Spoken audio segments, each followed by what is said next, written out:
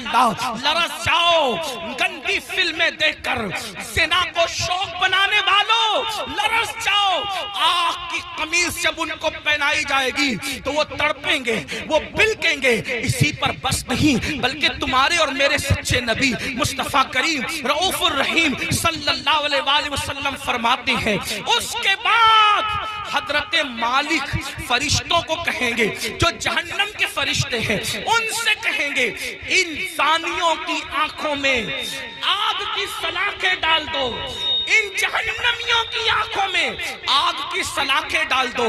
ہائے ہائے، جہنم کی آگ سے بنی ہوئی سلاخیں ان کی آنکھوں میں ڈالنے کا حکم ہوگا۔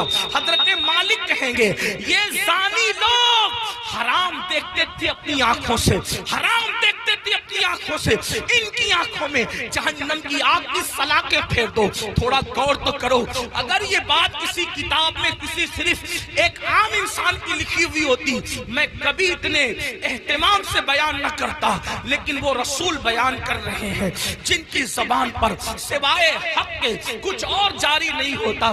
میرے امام کہتے ہیں وہ دہن جس کی ہر بات وحی خدا، چشمہ علم و حکمت میں لاکھوں سلام، وہ زبان جس کو سب کن کی کنجی کہے، اس کی نافذ حکومت میں لاکھوں سلام۔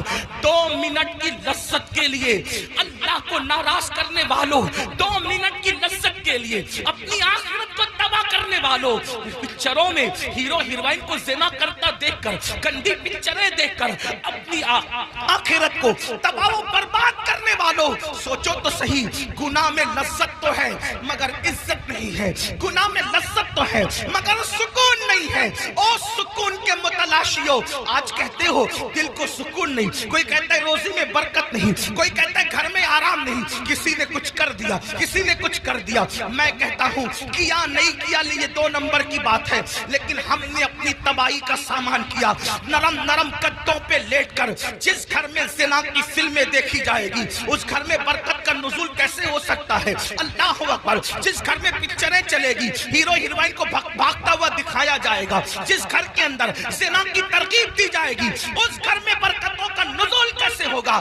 جملہ کڑوا لگے تو معاف کر دینا، مراد آباد والوں غور سے سنو، جس گھر کی برکت کو اللہ اٹھا لے ملا کی دعا اور تعویذ، اس گھر میں کبھی برکت نہیں لا سکتے، اس لیے کہ خدا کی طاقت کے سامنے انسان بے بس ہے۔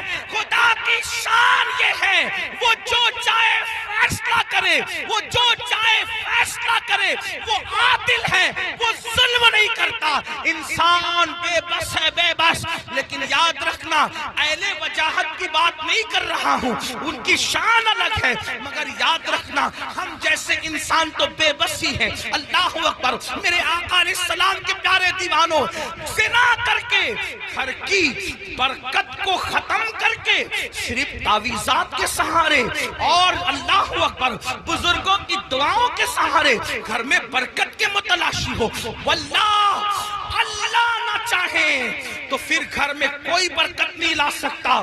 ہم لوگ اہل توحید اہل سنت صوفیہ کے